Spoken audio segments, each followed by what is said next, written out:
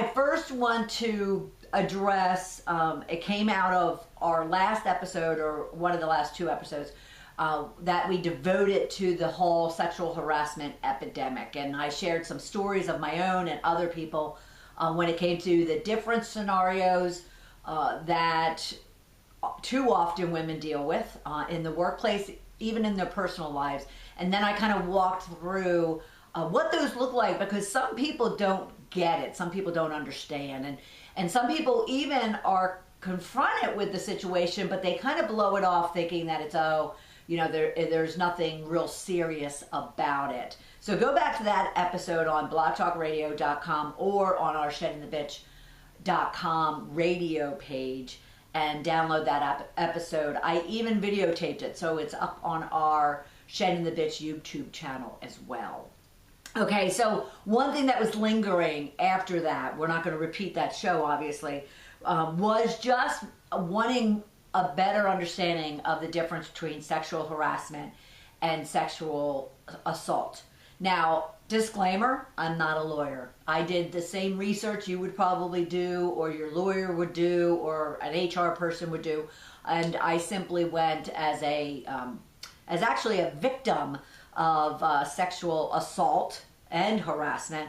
I've just wanted to go back and refresh my memory as well, because what we don't want to be doing is accusing people of these things if it doesn't fit one of these two categories. All right, so I'm going to just give you what I was able to find for myself, and at the same time you're going to recognize some of the complaints that these women made, where they might fit within these two categories. So sexual harassment, basically they look at that as like locker room talk.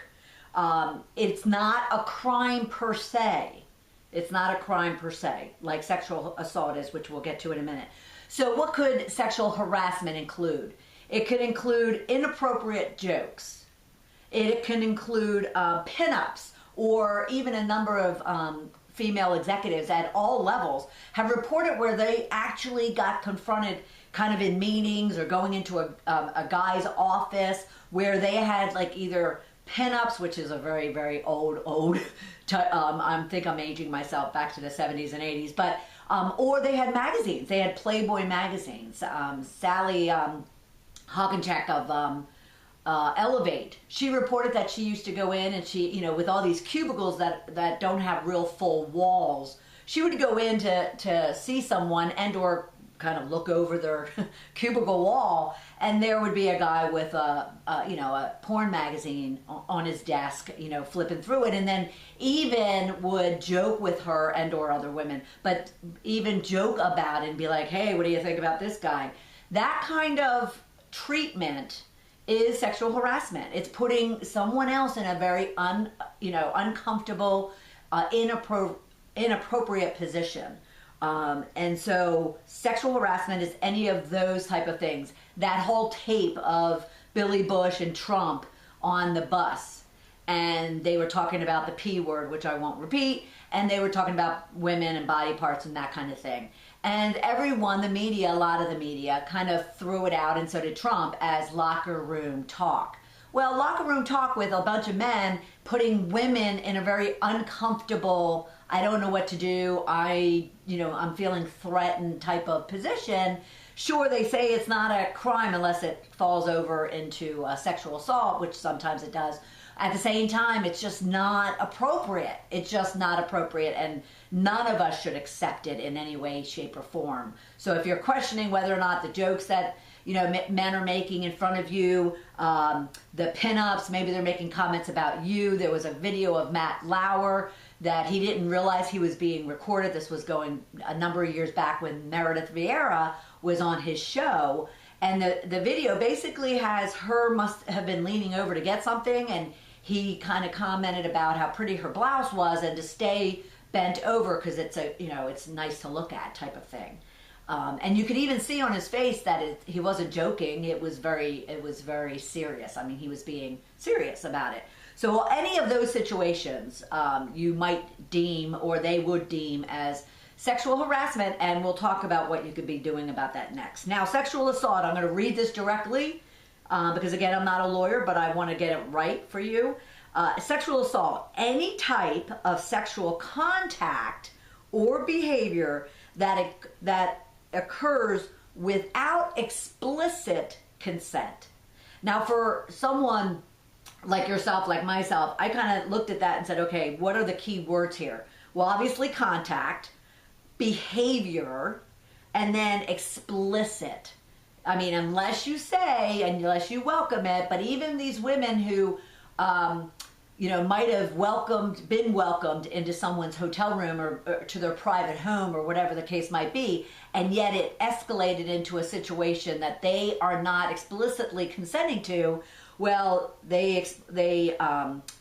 explain that sexual assault, define sexual assault as inappropriate touching, rape, fondling, or even attempted rape falls under sexual assault. So it's just, again, it's something to think about and consider whether or not that any of that is being, put upon you, or someone you might know. So what can you do about it? Because again, I'm not going to repeat the whole show we had a couple weeks ago. But what can you do about it? Well, find an advocate. Find a rape crisis. Go to a doctor, find an expert, maybe a counselor, a psychiatrist, a psychologist, someone that you trust that you can discuss it with. Go to HR, as I did multiple times.